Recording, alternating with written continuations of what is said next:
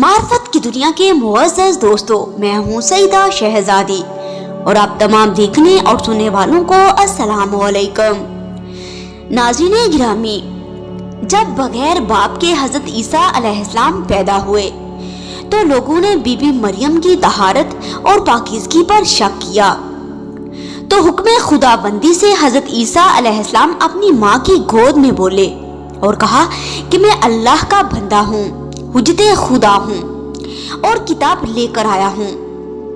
اسی طرح امام مہدی علیہ السلام بھی جب پیدا ہوئے تو آپ نے ولادت کے وقت کلام کیا، اور چونکہ دشمن اہل بیت تب بہت کثیر تعداد میں تھے اور وہ موقع کی تلاش میں رہتے تھے کہ ہم امامت کو ہمیشہ کے لیے ختم کر دیں، لہٰذا اللہ نے امام مہدی علیہ السلام کی پرورش کا کام حضرت جبرائیل علیہ السلام کے سپرد کیا۔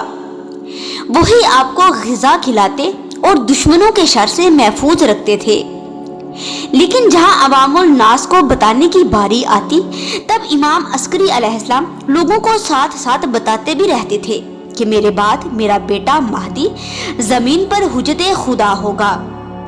کچھ صحابہ نے عرض بھی کی کہ مولا ہمیں اس بچے کی زیارت کروائیں۔ امام حسن عسکری علیہ السلام اپنی جگہ سے اٹھے اور تھوڑی دیر کے بعد ایک خوبصورت بچے کو کندھے پر اٹھا کر لائے اور فرمایا، اے لوگو سن لو، یہی وہ بچہ ہے جو دین الہی کا وارث اور حجت خدا ہے۔ یہ ذوالقرنین کی طرح پوری دنیا پر حکومت کرے گا۔ لوگوں نے کہا کہ اگر یہ حجت خدا ہے تو یہ خود کلام کرے تاکہ ہمارے دل مطمئن ہو جائیں۔ تب حکم خدا بندی سے امام مہدی علیہ السلام بولے اور فرمایا کہ میں ہی خدا کی حجت اور حکم خدا بندی سے باقی رہنے والا ہوں۔ ایک دن آئے گا جب میں دین خدا کے دشمنوں سے انتقام لوں گا۔ یہ سن کر تمام لوگ خوش ہوئے۔ اللہم صلی علی محمد و آل محمد و عجل فرجہم اجمعین۔